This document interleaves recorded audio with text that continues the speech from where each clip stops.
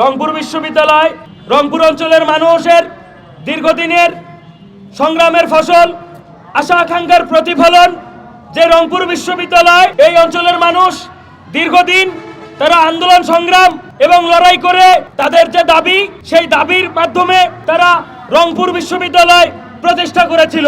তৎকালীন তত্ত্বাবধায়ক সরকার যারা রংপুর বিশ্ববিদ্যালয় প্রতিষ্ঠা করে, যা রংপুরের অঞ্চলের মানুষের যে আশা আকাঙ্ক্ষার প্রতিফলন, সেই প্রতিফলন এবং রংপুরের যে গণমানুষ তাদের আশা আকাঙ্ক্ষার প্রতিনিধিত্ব করে।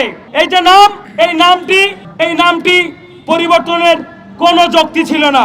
বিগত ফ্যাসিস্ট সরকার সে শুধু এই বিশ্ববিদ্যালয় প্রতিষ্ঠার ক্রেডিট নেওয়ার জন্য রংপুর অঞ্চলের মানুষের দীর্ঘদিনের লড়াই এবং সংগ্রামের ফসল যে রংপুর বিশ্ববিদ্যালয়, সেই রংপুর বিশ্ববিদ্যালয়ের সেই নামটি, সেই প্রতিষ্ঠাকালীন নামটি, সেই চাটুকারিতার সাথে, সুচতুরতার সাথে, প্রতারণার সাথে, রংপুরের মানুষের সাথে বিশ্বাসঘাতকতা করে পরিবর্তন করেছিল।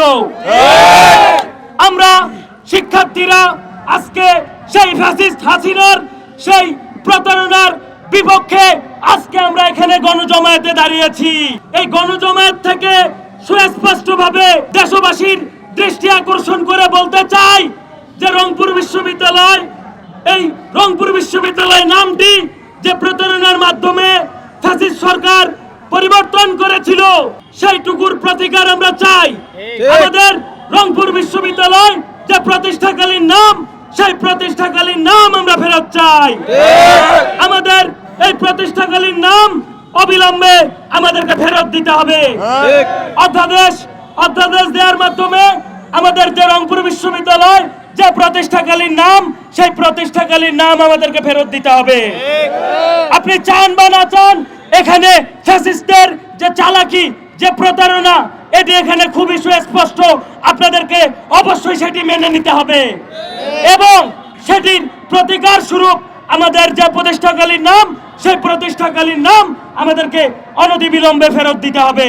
47 পরবর্তী রংপুরবাসীর প্রাণের দাবি ছিল এই রংপুর অঞ্চলে বিশ্ববিদ্যালয় প্রতিষ্ঠার।